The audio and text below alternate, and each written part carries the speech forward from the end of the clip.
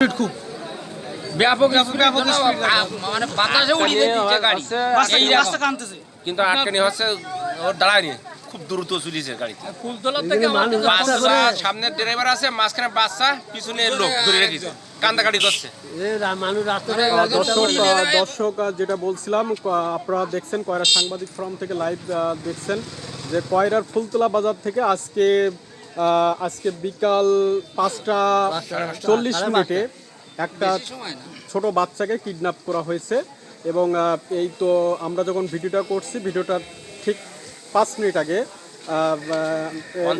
অন্তাবনিয়া বাজার এবং কালনা বাজার এবং ফুলতলা বাজার এবং সব বাজারগুলোতে এই যে সবাই দেখছে যে বাচ্চাটাকে দুইজন মানুষ কিডন্যাপ করে নিয়ে যাচ্ছে, সে কান্নাকাটি করছে এবং তার যারা স্বজন আছে তারা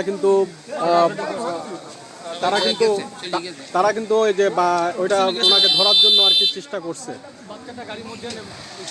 হ্যাঁ বলেন। বাচ্চাটা গাড়ির মধ্যে বসে আছে, সামনে ড্রাইভার আছে, পিছনে বাচ্চাটা একজন ধরিয়ে নিয়ে বসে আছে।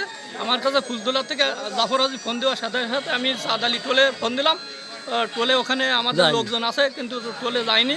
হুগলায়ও ফোন দিছি, হুগলায়ও যায়নি। এখন অন্য সাইডে তার আত্মীয় স্বজন সব সাইডে মানে তার খোঁজার জন্য চলে গেছে। দর্শক আমরা যেমনটা দেখছিলাম এখানে অনেকে প্রত্যক্ষদর্শী আছে, আমরা আরো ভিডিও আছে।